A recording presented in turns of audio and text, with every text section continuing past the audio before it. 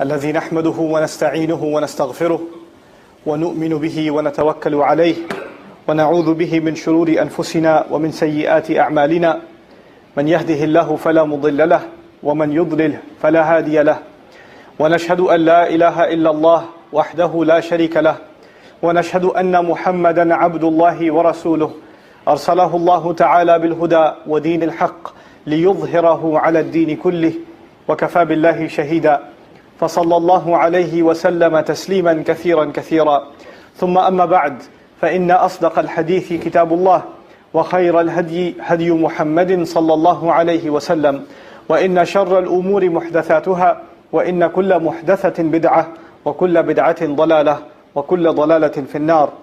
يقول سبحانه وتعالى في كتابه الكريم بعد أن أقول أعوذ بالله من الشيطان الرجيم: يا أيها الذين آمنوا استعينوا بالصبر والصلاة إن الله مع الصابرين ولا تقولوا لمن يقتل في سبيل الله أموات بل أحياء ولكن لا تشعرون ولا نبلونكم بشيء من الخوف والجوع ونقص من الأموال والأنفس والثمرات وبشر الصابرين الذين إذا أصابتهم مصيبة قالوا إنا لله وإنا إليه راجعون أولئك عليهم صلوات من ربهم ورحمة وأولئك هم المهتدون.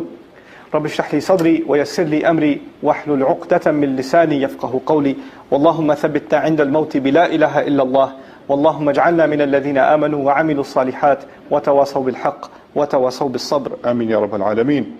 আজকের খুতবায় ইনশাআল্লাহ আমি আপনাদের সাথে আমাদের দ্বীনের একটি গুরুত্বপূর্ণ ধারণা সম্পর্কে আলোচনা করব, যে সম্পর্কে কোরআনে বহুবার বলা হয়েছে, কিন্তু দুর্ভাগ্যক্রমে অন্তত আমার জানা মতে, অবশ্যই আল্লাহ তাআলা ভালো জানেন, তবে আমার ব্যক্তিগত পর্যবেক্ষণ অনুযায়ী সাধারণ মুসলিমরা বিশেষত এই বিষয়টিতে বেশ বিভ্রান্ত, যে বিষয়টি কিনা আমাদের ইমানের সাথে সম্পৃক্ত। কেননা এটা আমাদের কথাবার্তায় চলে আসে এবং ব্যাপারটি নিয়ে অনেকেই কষ্ট পেয়ে থাকেন শুধুমাত্র বিষয়টি ভালোভাবে না বোঝার কারণে। আর তাই আজকের খুতবার বিষয় হলো, কেন বিপদ আপদ আসে, কেন জীবনে বিপদ ঘটে। আর আমরা যদি এই বিষয়টিকে আমাদের ইমানের অংশ হিসাবে না দেখি, তখন আমরা অনেক সময় বিপদগ্রস্ত কাউকে এমন কিছু বলে বসি যা কিনা তাকে আরো বেশি কষ্ট দেয়। উদাহরণস্বরূপ, এই তো কিছুদিন আগে আমি কথা বলছিলাম আমার দূর সম্পর্কের এক আত্মীয়ের সাথে। কথা হচ্ছিল আমাদের প্রয়াত দাদিকে নিয়ে। উনি মারা গেছেন, আল্লাহ ওনাকে রহম করুন। মারা যাওয়ার আগে উনি অনেক কষ্ট পেয়েছেন। তো আমাদের পরিবারের এক চাচাতো ভাইয়ের ধারণা হলো, ওনার এই মৃত্যু কষ্ট পাওয়ার কারণ উনি যখন অল্প বয়সের ছিলেন তখন কোনো এক চাচি বা কারো একজনের সাথে ভীষণ খারাপ ব্যবহার করতেন, আর সেজন্যই আল্লাহ ওনাকে মৃত্যুর আগে কষ্টের মধ্যে দিয়ে নিয়েছেন। তারা এসব কথা ছলেই বলে, কথায় কথায় বলে ফেলে, কিন্তু আসলে প্রথমত বিষয়টি খুবই বেদনাদায়ক। আর কাউকে নিয়ে এমন কথা বলা কতটা ন্যায়সঙ্গত যে আল্লাহ অমুককে অমুক কারণে কষ্ট দিয়েছেন, বিশেষত এমন কাউকে নিয়ে যিনি ইতিমধ্যে মারা গেছেন। সত্যি বলতে আমি খেয়াল করে দেখলাম আমাদের পারস্পরিক কথাবার্তায় আমরা অহরহই এ ধরনের কথা বলে থাকি একজন আরেকজনকে। জানো কেন তোমার এমন হচ্ছে? কারণ আল্লাহ তোমার প্রতি নারাজ। এমনকি আমি অভিভাবকদেরকেও সন্তানের সাথে এই ধরনের কথা ব্যবহার করতে দেখেছি। জানো তুমি কেন সিঁড়ি থেকে পড়ে গেলে? কারণ কালকে যে তোমাকে আমি নাস্তাটা শেষ করতে বলেছিলাম তুমি করোনি, আর এই জন্যই তুমি ব্যথা পেলে, কারণ তুমি কথা শোনোনি। এমনকি স্বামী স্ত্রীও পরস্পরকে এই ধরনের কথা ব্যবহার করে আক্রমণ করে, একজন আরেকজনকে কথা শোনায়। আর এই বিষয়গুলোই কিনা আমাদের ইমানের সাথে সংযুক্ত। তাই আমাদেরকে ঠিকমতো এবং খুব ভালোভাবে বিষয়টি বুঝতে হবে। তো আমি যখন বলছি বিপদ আপদ, শুধুমাত্র ছোটখাটো বিপদের কথা বলছি না, আমি ছোট বড় সব ধরনের বিপদ আপদ নিয়েই বলছি। আবার আমি শুধু সেসব ঘটনার কথাও বলছি না যেগুলো আমাদের সাথে ব্যক্তিগতভাবে ঘটে থাকে। কারণ ব্যক্তিগতভাবে যেমন কারো আল্লাহ না করুক হয়তো কারো একটা গাড়ির দুর্ঘটনা ঘটলো, কারো হয়তো একটা দুরারোগ্য ব্যাধি হলো, কারো হয়তো প্রয়োজন পড়লো একটা অস্ত্রোপচারের, কারো হয়তো নিজ পরিবারের কাছের কেউ মারা গেল, কাউকে হয়তো শেষমেশ হাসপাতালে ভর্তি হতে হলো, অথবা কেউ চাকরি হারালো এবং অর্থকষ্টে নিপতিত হলো, অথবা কাউকে বাড়ি ছাড়তে হলো, হয়তো বন্ধক করা ছিল যেটা বাজেয়াপ্ত হয়ে গেছে, এরকম কিছু। এগুলো ছাড়াও আরো ব্যাপক পরিসরের ঝামেলা রয়েছে যেগুলোতে একটি সমাজ কিংবা একটা শহর আক্রান্ত হয়। যেমন বন্যার কবলে পড়লো একটা শহর আর পুরো শহরটা বিপর্যস্ত হয়ে গেল। একটা ভূমিকম্প হলো, শত শত হাজার হাজার জীবন বিপর্যস্ত হলো, অথবা দুই জাতির মধ্যে যুদ্ধ শুরু হলো কিংবা গৃহযুদ্ধ শুরু হয়ে গেল। আর যা কিনা ছিল একটা শান্তিময় পরিবেশ, হঠাৎ তা আপতিত হলো আগুনের মুখে, সম্পূর্ণ পুরে ছারখার হয়ে গেল। একদিন আগেও যেমন ছিল, পরের দিনে আপনি ঠিক সেই জায়গাটা চিনতে পারছেন না। কাজেই এরকম ঘটনা হতে পারে ব্যক্তিগত পর্যায়ের প্রাত্যহিক ব্যাপার, আবার হতে পারে আরো বড় পরিসরের। তো আমি শুরু করব ব্যক্তিগত পর্যায় থেকে, আর সম্ভবত এই খুতবায় আসলে এই পর্যায়টি নিয়ে কথা বলার সময় হবে। আর সেটাও বেশ গুরুত্বপূর্ণ, কারণ আমাদের নিত্য নৈমিত্তিক কথাবার্তাতেই অন্যদের কথা বাদই দিলাম, আমি মুসলমানদেরকে বলতে শুনেছি আমার নিজ কানেই, আমরা গাড়ি চালাচ্ছি, কোনো কারণে দেরি হয়ে গেছে, ব্যাস বলে ফেললাম, আল্লাহ মনে হয় আজকে আমার সাথে খারাপ মেজাজে আছেন, এজন্য ঝামেলায় ফেলেছেন। জানি না কি এমন করলাম যে আল্লাহ আমাকে বারবার বিপদে ফেলছেন। মানুষ এইভাবে আল্লাহ সুবহানাহু ওয়া তাআলাকে নিয়ে পর্যন্তও কথা বলতে পারে। আপনি নিজে সকালে তাড়াতাড়ি উঠেননি, ভুল রাস্তায় গাড়ি উঠিয়েছেন, কেননা ঠিকমতো খবর শোনেননি যে রাস্তায় দুর্ঘটনা আগেই হয়েছিল, আর এখন কিনা যা যা ঘটলো সব দোষ আল্লাহ তাআলার। এই প্রসঙ্গে বলবো, প্রথমত বিষয়টা বেশ জটিল, দ্বিতীয়ত এ ব্যাপারে কোরআনে অসংখ্য আয়াত রয়েছে, আক্ষরিক অর্থেই ডজন খানেক আয়াত রয়েছে আল মুসিবাহ এই বিষয়টির উপরেই। আল মুসিবাহ এটি আসলে কি সে আলোচনায় আসছি। আমার মনে হয় বাংলা বা উর্দু ভাষাভাষীরা আন্দাজ করে নিয়েছেন শব্দটির মানে, যে এটা এক ধরনের দুর্যোগ বা ভয়ানক কিছু ঘটে যাওয়া। আরবিতে আমরা মোটামুটি এরকম কাছাকাছি অর্থে এই শব্দটি ব্যবহার করি, তবে প্রকৃতপক্ষে ছোট ছোট ঘটনা বা প্রত্যেকটি ক্ষুদ্রাতি ক্ষুদ্র জিনিস। দেখুন আমি আপনি কিভাবে চিন্তা করি। উদাহরণস্বরূপ প্রথম যে জিনিসটা ঘটলো তা হলো অফিস যাওয়ার পথে গাড়ি নষ্ট হয়ে গেল, যার ফলে মিটিংয়ে দেরি হলো, তারপর এই দেরিতে পৌঁছানোর জের ধরে আমার চাকরিটা চলে গেল, আর তার ফল হলো আমার বিবাহ বিচ্ছেদ, এর থেকে এই ফল, এর থেকে এই ফল, এই থেকে এর ফল। এক ভাইয়ের সাথে একবার দেখা হলো, খুব বেশি দিন আগের কথা নয়, তার পাসপোর্ট সংক্রান্ত কিছু ঝামেলা চলছিল, সেই ঝামেলার ফলে সে তার পাসপোর্টটি হারিয়ে ফেলে, তার ফলস্বরূপ সে চাকরি হারায়, আর সেই সূত্র ধরে তার বউয়ের সাথে তার বাদানুবাদ ঘটে। তখন সে সবকিছুর জন্য দোষ দেয় পাসপোর্ট কোম্পানিকে, অথবা যে ভিসার কাজ করছে সেই কোম্পানিকে, তাদের কারণে আমি চাকরি হারিয়েছি, আমার সবকিছু হারিয়েছি। এভাবে তারা সবকিছুকে এক সুতায় গেঁথে ফেলে। কর্ম এবং ফলাফল, কর্ম এবং ফলাফল, কর্ম এবং ফলাফল, সবকিছুরই অবতারণা কিনা ওই একটি জিনিস থেকে। আর আমরাও কিন্তু এগুলো থেকে মুক্ত নই। কিন্তু আল্লাহ তাআলা বলছেন এই সমস্ত বিপদের মধ্যে যে একটি বিপদ, এগুলো প্রত্যেকটি বিপদ পৃথক এবং একক, তাদের কোনোটি একে অপরের ফলস্বরূপ নয়, বরং তারা প্রত্যেকেই হলো আল্লাহ কর্তৃক নির্ধারিত প্রকল্পের ফল। আল্লাহ তাআলার ইচ্ছাতে এই ঘটনা প্রবাহের প্রতিটি ঘটনা এক এক করে ঘটছে। আবার এরকম অনেক মানুষই আছেন যাদের অবস্থা অনেকটা আপনার মতোই, কিন্তু তাদের সাথে এমনটি হয় না, তাদের ঘটনা প্রবাহ একরকম হয় না, আল্লাহ তাদের জন্য ভিন্ন কিছু নির্ধারণ করেছেন। তো তাহলে এটাই হলো আল মুসিবাহ শব্দটির প্রথম পাঠ, যে বিপদটি সুনির্দিষ্টভাবে আপনার জন্যই ধার্য। দুটো আয়াত, ডজন খানেকের মধ্যে অন্তত পক্ষে দুটো আয়াত রয়েছে যা কিনা কোনো অবস্থাতেই আমাদের ভুলে যাওয়া উচিত নয়। মুসিবাহ শব্দটি প্রসঙ্গে আল্লাহ তাআলা সর্বপ্রথম বলেছেন সূরা বাকারাতে, যে আয়াতগুলো আমি আগেই তেলাওয়াত করেছি, অভিনন্দন জানাও ধৈর্যশীলদের। কি অদ্ভুত ভাষাই না আল্লাহ তাআলা ব্যবহার করে থাকেন। যখন আপনার কিংবা আমার কোনো একটা কঠিন সময় এসে পড়ে, তখন আমাদের ধৈর্য ধারণ করা কর্তব্য। সুখের সময় তো ধৈর্য ধারণের প্রশ্ন আসে না, কিন্তু আপনার ধৈর্য ধারণের দরকার যখন কিনা আপনি বিপর্যস্ত, যখন কিছু একটা সমস্যা হয়, যখন খারাপ কিছু ঘটে। আপনার গ্রাজুয়েশন করার কথা ছিল, আল্লাহ বিলম্বিত করলেন, আপনি একটা ক্লাসে পাশ করতে পারলেন না, এখন আপনাকে কিছুটা ধৈর্য ধরতে হবে। আপনি অসুস্থ হয়ে পড়লেন, আপনাকে ধৈর্য ধরতে হবে। কোনো একটা খারাপ কিছু ঘটলে আপনাকে ধৈর্য ধরতে হবে। এখন আপনারাই বলেন, আপনি যখন নিজেরা কথা বলি, কেউ একজন হয়তো এমন একটা কঠিন অবস্থার সম্মুখীন হলো যখন ধৈর্য ধরা ছাড়া পথ নাই, মনে করুন একই অবস্থায় আপনি আমি, সেই মুহূর্তে আপনার আমার জন্য একমাত্র পরামর্শ হলো ধৈর্য ধারণ করা। এখন এই অবস্থায় কি কেউ এই ব্যক্তিকে বলবে যে আপনাকে অভিনন্দন? দেখুন এর কি কোনো মানে হয়? কিছুই তো বোঝা যাচ্ছে না। ভাই আমার মনে হচ্ছে আপনি দুঃসময়ে আছেন, আমি দোয়া করি আল্লাহ আপনাকে আরো ধৈর্য দান করুন। আপনি এই অবস্থায় কারোর সাথে হেসে কথা বলবেন না বা তাকে অভিনন্দনও জানাবেন না। সাধারণত আপনি কখন কাউকে অভিনন্দন জানান? যখন কিনা তার একটা খুশির কিছু ঘটে, যখন কিনা তার সবকিছু পরিকল্পনা অনুযায়ী সংঘটিত হয়। কেউ তার পছন্দের চাকরিটা পেয়ে যায়, কারো পদোন্নতি হয়, অথবা কেউ বিয়ে করার কথা ভাবছে, পছন্দ মতো সবকিছু ঠিকঠাক হয়ে যায়। এমন আনন্দের মুহূর্তগুলোতেই আমরা অভিনন্দন জানাই। অথচ আল্লাহ পাক কি বলছেন? তিনি বলছেন যারা ধৈর্য ধরে আছে তাদের অভিনন্দন জানাও। সুবহানাল্লাহ। কেন? কারণ একজন মুমিনের দৃষ্টিভঙ্গিই হবে আলাদা। হয়তো যেই বিপদের মাঝে দিয়ে আপনি যাচ্ছেন, পুরো ঘটনাটার উদ্দেশ্যই একটা, যাতে আপনি ধৈর্য ধারণ করতে পারেন। আর যদি আপনি ধৈর্য ধারণ করতে পারেন, তখনই আপনি অভিনন্দন পাওয়ার যোগ্য। আমরা ভাবি আমাদের লক্ষ্য এই দুনিয়ার একটি বিশেষ জিনিস পাওয়া, হয়তো আমার লক্ষ্য ওই চাকরির পাওয়া অথবা কিছু বিক্রি করা, কিন্তু হয়তো আল্লাহ পাকের কাছে সত্যিকারের লক্ষ্য হলো যে আমরা ধৈর্য ধরতে শিখব। এটা আর সব লক্ষ্যের চেয়ে বড়। সুবহানাল্লাহ। আর যদি আপনি ওই লক্ষ্যে পৌঁছে যান, তাহলেই আপনি অভিনন্দন পাওয়ার যোগ্য। আমাদের মনে নানা বিষয় রয়েছে যা আমরা মনে করি বাস্তবায়ন করতে হবে, অথচ আল্লাহ পাক বলেন এর চেয়েও অনেক মূল্যবান জিনিস রয়েছে। যদি তোমরা সেই লক্ষ্য অর্জন করতে পারো, যার মূল্য ঠিক তোমরা বুঝতে পারোনি, আমি তোমাদের জানাচ্ছি সেটা কতটা মূল্যবান, সেটা অভিনন্দন পাওয়ার যোগ্য। এর মূল্য হলো এটা অভিনন্দন পাওয়ার যোগ্য। এই অভিনন্দন জানানোর পরপরই আল্লাহ পাক বলেন, আল্লাযীনা ইযা আসাবাতহুম মুসিবাতুন ক্বালু ইন্না লিল্লাহি ওয়া ইন্না ইলাইহি রাজিউন। কোন ধৈর্যশীল ব্যক্তিদের জন্য এই অভিনন্দন? যখন একটি নির্দিষ্ট বিপর্যয় তাদের আঘাত করে, যে কথাটি প্রথমেই তাদের মুখে চলে আসে, কলু, তারা বলে। এমনকি ফা কলুও নয়, সুম্মা কলুও নয়। আল্লাহ পাক বলছেন না যে তখন তারা বলে, যদি এটা ঘটে বা যখন ঘটে তখন তারা বলে। বাক্যটিতে কোনো যখন বা তখন নেই। এখানে বলা হয়নি ফা কলু। কেন নেই? কারণ এটা হতে হবে তাৎক্ষণিক জবাব। আমরা ফিজিক্স অথবা মেডিসিন বা বায়োলজিতে পড়ে থাকতে পারি ক্রিয়া প্রতিক্রিয়ার ব্যাপার। যখন একজন ডাক্তার আমাদের শরীরে প্রতিক্রিয়া লক্ষ্য করেন, তখন সে হাঁটুতে হালকা করে আঘাত করেন এবং পা তাৎক্ষণিকভাবে একটু উপরে উঠে যায়। তারা এই রিফ্লেক্সগুলো পরীক্ষা করে। এই আয়াতটি আমাদের এটাই শিখাতে চাচ্ছে যে যখন যাবতীয় বিপদ আপদ আপনার উপরে আসবে, আমাদের একটি তাৎক্ষণিক প্রতিক্রিয়া হওয়া উচিত। প্রতিক্রিয়া কখনোই দেরিতে হয় না, সঙ্গে সঙ্গে হয়ে যায়। এটা এমনিতেই চলে আসে। আর কি চলে আসে? ইন্না লিল্লাহ। কোনো সন্দেহ নেই আমরা আল্লাহর জন্যই, ওয়া ইন্না ইলাইহি রাজিউন, এবং কোনোই সন্দেহ নেই আমরা একমাত্র তার কাছেই ফিরে যাব। অর্থাৎ আমাদেরকে আমাদের মালিকের কাছেই ফিরিয়ে দেওয়া হবে। বিপদের সময় এই আয়াতটি কেন গুরুত্বপূর্ণ? আমাদেরকে এর হিকমত সম্পর্কে ভাবতে হবে যে যখনই কোনো বিপদ আপদ আসে, কেন আমরা ইন্না লিল্লাহি ওয়া ইন্না ইলাইহি রাজিউন পড়ি। যখনই আপনি ফোনে কোনো খারাপ খবর শুনলেন, তখনই কেন আপনি ইন্না লিল্লাহি ওয়া ইন্না ইলাইহি রাজিউন পড়েন?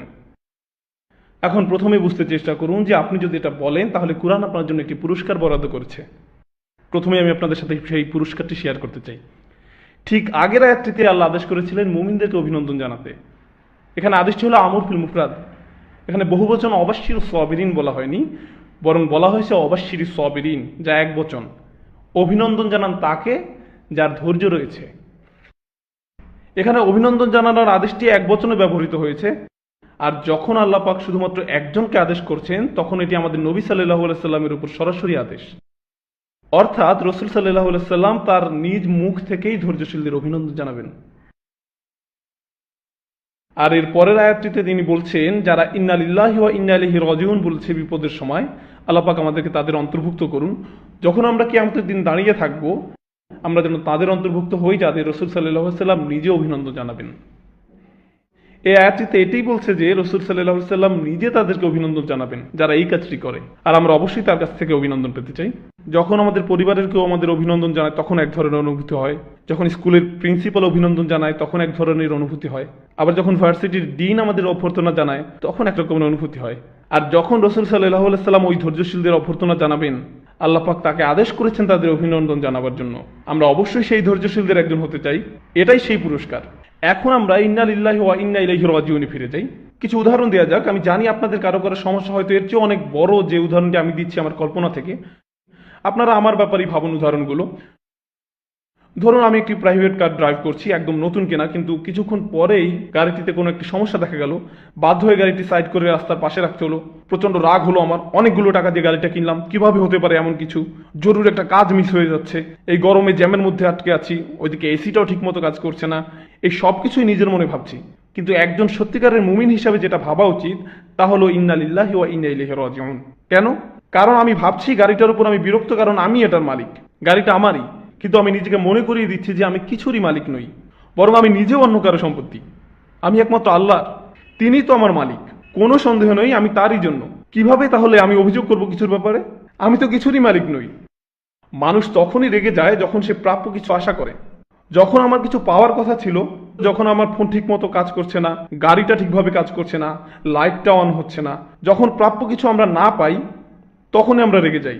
অথচ এই আয়াতটিতে আমরা বলি ইন্না লিল্লাহ। আমরা মেনে নেই যে আসলে আমাদের প্রাপ্য বলতে কিছু নেই। আমি তো আল্লাহরই জন্য, তিনি আমার মালিক, সবকিছু তার প্রাপ্য, আমার নয়।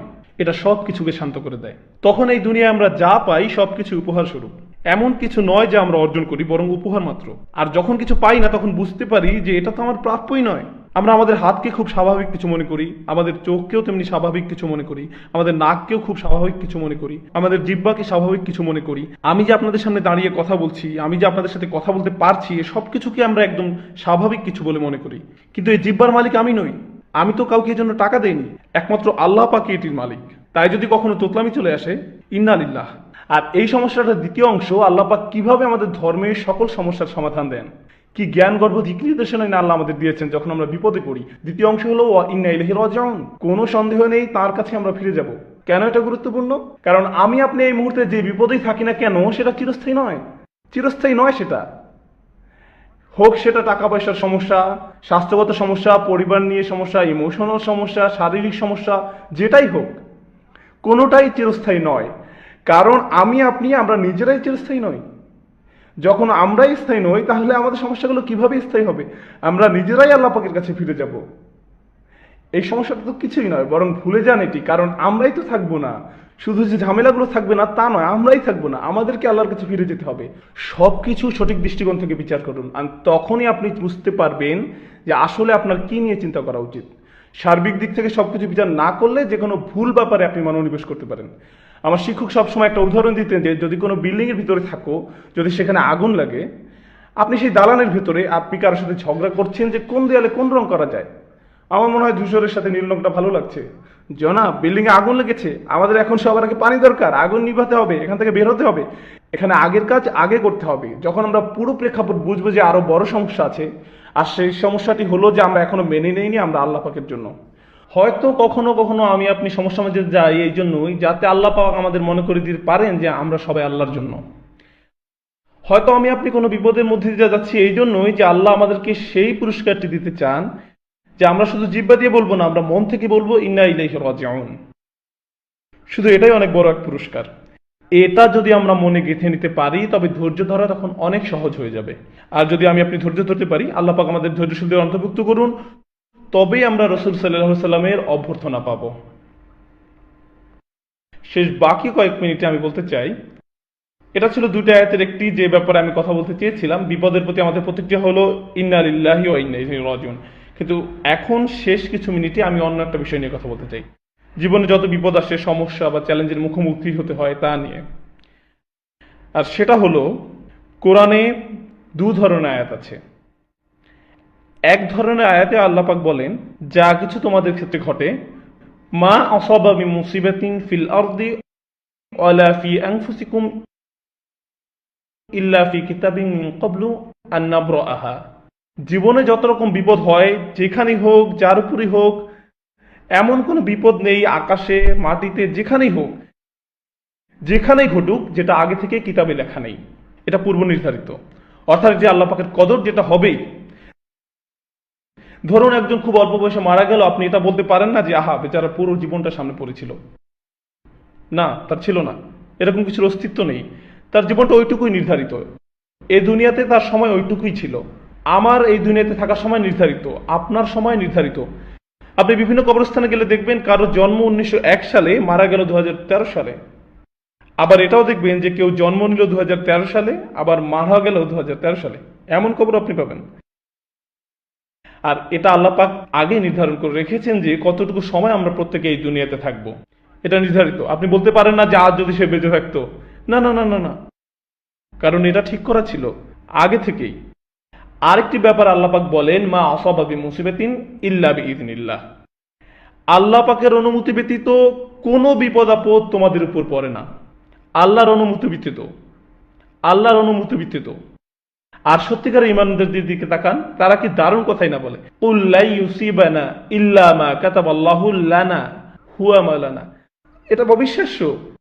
বিশ্বাসীদের বলতে হলো আমাদের উপর কোনো বিপদ আপত্তি হয় না তা ব্যতীত যা আল্লাহ আমাদের জন্য লিখে রেখেছেন। তারা বলতে পারতো যে আল্লাহ পাক যা আমাদের বিপদে লিখে রেখেছেন, কারণ আমরা যখন বিপদ আপদের কথা ভাবি তখন আমরা ভাবি এগুলো আমাদের বিরুদ্ধে আসছে। কিন্তু আয়াতটি বলছে মা কাতাবাল্লাহু লানা, আমাদের জন্য যা লিখে রেখেছে, হুয়া মাওলানা, আল্লাহ আমাদের অভিভাবক। আল্লাহ বিশ্বাসীদেরকে শেখাচ্ছেন যে যখন বিপদ আপদ আসে এগুলো আমাদের বিরুদ্ধে লেখা নয়, বরং আমাদের জন্যই লেখা। আয়াতে বলা হয়েছে আমাদের জন্য। আর এভাবেই একজন বিশ্বাসীকে ভাবতে হবে বিপদ আপদ নিয়ে যে এটা তার জন্যই। পবিত্র কোরআনে আরো কিছু আয়াত আছে, একটি দুইটি নয়, কয়েকটি, যেখানে বলা হয়েছে তোমাদের উপর যাই ঘটে ফাআসাবাহুম সাইয়্যাতু মা আমিলু, সুতরাং তোমাদের মন্দ কাজের শাস্তি তোমাদের মাথায় আপতিত হয়েছে। ফামা আসাবা মিন মুসিবাতিন ফাবিমা কাসাবাত আইদিকুম ওয়া ইয়াফু আন কাসীর, তোমাদের উপর যেসব বিপদ আপদ আপতিত হয় তা তোমাদেরই কর্মের ফল। আল্লাহ পাক বলছেন এটা তোমার দোষ। কিছু আয়াতে আল্লাহ পাক এটাই বলেছেন যে এটা আল্লাহর সিদ্ধান্তের কারণে নয়, বরং তোমাদের নিজেদের কারণেই হয়েছে, এটা তোমার দোষ। এখন দুটি ব্যাপারে আমরা কিভাবে সিদ্ধান্ত আসবো যে কেন এটা হলো? প্রথম যে উপদেশটি আমি দিব যে আল্লাহ পাক কখনই বলেননি কুল, তিনি বলেননি কুল এটা তোমাদেরই দোষ, শুধুমাত্র সূরা আল ইমরানের একটি আয়াত ছাড়া, কুল হুয়া মিন ইনদি আনফুসিকুম। অন্য কথায় আমরা এটা কখনোই কাউকে বলতে পারবো না যে এইরকম কিছু তোমার সাথে হচ্ছে কারণ এটা তোমার দোষ। কেউ ক্যান্সার আক্রান্ত হয়েছে, আপনি বলতে পারবেন না তোমার কারণে হয়েছে, তুমি 5 ওয়াক্ত নামাজ পড়োনি এই জন্য ক্যান্সার হয়েছে, এটা আপনি বলতে পারবেন না। আবার অন্যদিকে ওহুদের যুদ্ধে রাসূল সাল্লাল্লাহু আলাইহি ওয়াসাল্লামকে বলা হয়েছিল তাদের বলো যে এটা তোমাদেরই ভুলের কারণে। যখন বিশ্বাস জিজ্ঞেস করলো কেন এমন হলো, কিভাবে হলো, তাদের বলো তোমাদেরই কারণে। কারণ শুধুমাত্র ওহুদের যুদ্ধের ক্ষেত্রে কি হয়েছিল, বিশ্বাসীরা জয়ের মুখ দেখছিল, তারা জিতে গিয়েছিল, তারা সুবিধাজনক অবস্থানে ছিল আর শত্রুরা পালিয়ে যাচ্ছিল, তখনই কিছু তীরন্দাজ তাদের নির্ধারিত স্থান ফেলে চলে গিয়েছিল, আর এই কারণে যুদ্ধের মোড় ঘুরে গিয়েছিল। এখন আপনারা তো আল্লাহ পাকে দোষ দিতে পারেন না, কারণ আপনারা একটি গুরুত্বপূর্ণ কাজ পালন করেননি, আপনাদের কারণে এই ক্ষতিটা হয়েছে। এই আয়াত থেকে আমরা এটাই শিখছি যে সবকিছুতে আল্লাহ পাকের দোষ দিলে চলবে না। আপনি স্পিড লিমিট অতিক্রম করে গাড়ি চালিয়েছেন, এরপর দুর্ঘটনায় হলো, তখন আপনি বলবেন না এটা আগে থেকে নির্ধারিত ছিল, আল্লাহ পাকের ইচ্ছায় এটা হয়েছে। না না না না না, আপনি স্পিড লিমিট অতিক্রম করেছেন, আপনি উম্মাদের মতো গাড়ি চালিয়েছিলেন, তাই এটা আপনারই দোষ, আপনারই দোষ। আপনার হয়তো গাড়িতে তেল ভরার কথা ছিল, কিন্তু আপনি বললেন ঘি বা অন্য কিছু, আর আপনার গাড়ি চলছে না, তখন আপনি বললেন ইন্না লিল্লাহি ওয়া ইন্না ইলাইহি রাজিউন, আমি কি করতে পারি। না না, এটা আপনার কর্মেরই ফল, তাই আপনাকেই দায়িত্ব নিতে হবে, আপনাকেই দায়িত্ব নিতে হবে। সবকিছুতে আল্লাহ পাকের দোষ দিলে চলবে না। আপনি নিজে চাকরির জন্য আবেদন করছেন না, সারাদিন বাসায় বসে আছেন, কেন আপনি চাকরি পাচ্ছেন না? আল্লাহ পাক কেন ফেরেশতাকে আপনার কাছে অফার লেটার সহ পাঠাচ্ছেন না? আর আপনি বলছেন আল্লাহ পাক যখন চাইবে তখনই হবে, ততক্ষণ পর্যন্ত ইন্না লিল্লাহি ওয়া ইন্না ইলাইহি রাজিউন। না, কোরআনে এভাবেই ভারসাম্য রক্ষা করা হয়েছে। যখন এমন কোনো ঘটনা ঘটে যেটি আপনার নিয়ন্ত্রণের বাইরে, সেটি আল্লাহ পাকের পক্ষ থেকে। বন্যার আক্রমণ আপনার নিয়ন্ত্রণের বাইরে, গাড়ি দুর্ঘটনা আপনার নিয়ন্ত্রণের বাইরে, আপনার কোনো গুরুত্বপূর্ণ অসুস্থতা ধরা পড়লো, এটা আপনার নিয়ন্ত্রণের বাইরে।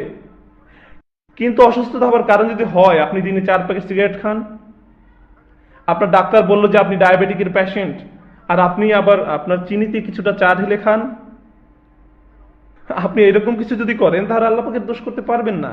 এটা মিন ইনদি আনফুসিকুম, আপনারই দোষ। কোরআন এই সমস্যার সমাধান চমৎকার ভারসাম্যপূর্ণভাবে করেছে। এটা বিশ্বাসীদের বুঝতে হবে কি করে দায়িত্ব নিতে হয় নিজের কর্মফলের। তবে যেটাই হোক, বিপদ যে কারণে আসুক, যদি সেটা মৃত্যু না হয়, এটা আল্লাহ পাকের কাছ থেকে একটি পুরস্কার, এটা আল্লাহর পক্ষ থেকে পুরস্কার, যেন আমরা শিক্ষা নিয়ে সামনে এগিয়ে যেতে পারি আর ভবিষ্যতে ভালো কিছু করতে পারি। কিছু মানুষ আছে যাদের চাকরি হারায়, তাদের মাঝে 2 ধরনের মানুষ আছে, কেউ নিজেকে দোষ দেয়, কেউ আবার আল্লাহ পাককে দোষ দেয়। কখনো কখনো এটা অর্থনৈতিক দুরবস্থার কারণ হতে পারে, কিন্তু আপনি যদি প্রতিদিন দেরি করে অফিসে আসেন, আপনার কাজ শেষ করেন না, ঠিকমতো যোগাযোগ রাখেন না, প্রতিদিন 30টা মেইল আসছে আপনি সেগুলো জবাব দিচ্ছেন না, তারপর আপনি বরখাস্ত হলেন, তখন আল্লাহ পাককে দোষ দিতে পারেন না। আপনার চাকরি যাওয়ার কথাই ছিল, আর যখন আপনি বরখাস্ত হলেন, এটা আল্লাহর পক্ষ থেকে পুরস্কার। কারণ পরের বার আপনি যখন চাকরি করবেন, আপনি আগের বারের মতো এই ভুলগুলো করবেন না, আপনি শিক্ষা নিয়ে নেবেন। মাঝে মাঝে আমাদের বিপদগুলো আমাদের আগের চেয়ে ভালো মানুষের পরিবর্তন করে, ভালো বিশ্বাসীদের তৈরি করে, মানসিকভাবে আমাদের শক্ত করে, আরো দায়িত্ববান করে তোলে। এখন পুরোটার একটা সারমর্ম ওই শেষ কিছু মিনিট দেওয়ার চেষ্টা করব। প্রথমত, যখনই কোনো বিপদ আপদ আসবে, আপনার জবানকে শিক্ষা দিন যেন সেটা বলে ইন্না লিল্লাহি ওয়া ইন্না ইলাইহি রাজিউন। দ্বিতীয়ত, অন্য কাউকে এটা বলবেন না যে তার এই বিপদ পড়েছে আল্লাহ পাকের কারণেই, কাউকে এমন কিছু বলবেন না। আপনি যদি কাউকে এগুলো বলতে চান, কারো কথা ভাবার আগে নিজের কথা ভাবুন। অদৃশ্য থেকে যা হলো, আল্লাহ পাকের কাছ থেকে যা হলো, সে ব্যাপারে আপনি এই সিদ্ধান্তে উপনীত হতে পারেন না যে আল্লাহ এটা কেন করেছেন। আল্লাহ পাক আপনার কাছে ব্যাখ্যা উপস্থাপন করেননি যে কেন তিনি এটা করেছেন, আপনাকে সে অনুমতি দেওয়া হয় নাই। আর আপনার আমাদের নিজেদের জন্য আমাদেরকে এই পার্থক্যটা করতে হবে যে যখন আমাদের নিয়ন্ত্রণের বাইরে কিছু ঘটে, তখন আমরা বলবো ইন্না লিল্লাহি ওয়া ইন্না ইলাইহি রাজিউন। আর যখন আমাদের নিয়ন্ত্রণে কিছু ঘটবে, আমাদের সাধ্যের মাঝেই, তখন আমরা আমাদের দোষ স্বীকার করতে হবে। আমরা নিজেরাই ভুল করেছি, আমাদের ভালো করা উচিত ছিল, এটা আমাদের কৃতকর্মেরই ফল। আল্লাহ পাক আমাদেরকে দায়িত্ববান মুসলিম হওয়ার তৌফিক দান করুন। বিশেষ করে আমরা যে কথাবার্তাগুলো বলি তাতে আল্লাহ তাআলা আমাদের অন্তর্ভুক্ত করুন তাদের যারা নবী সাল্লাল্লাহু আলাইহি ওয়াসাল্লামের অভিনন্দন পাবেন ধৈর্যশীল হিসেবে। আমাদের তিনি ইন্না লিল্লাহি ওয়া ইন্না ইলাইহি রাজিউন বলার তৌফিক দান করুন। আমাদের মুখ দিয়ে এবং মন দিয়ে যখনই কোনো বিপদ আপদে আমরা পড়বো, আল্লাহ পাক আমাদের অন্তরকে শক্তিশালী করে দিন, আমাদের অন্তর্ভুক্ত করে দিন যারা এই দুনিয়ার সকল পরীক্ষায় ধৈর্যের সাথে অতিক্রম করে যান। আল্লাহ তাআলা আমাদেরকে তাদের অন্তর্ভুক্ত করুন যারা সকল পরীক্ষা উত্তীর্ণ। কিয়ামতের দিন তার সাথে সাক্ষাতের সময় যেন আমাদের বক্ষ আলোকিত থাকে এবং ডান হাত থেকে আলো বিচ্ছুরিত হয়। بارك الله لي ولكم في القرآن الحكيم ونفعني وإياكم بالآيات والذكر الحكيم.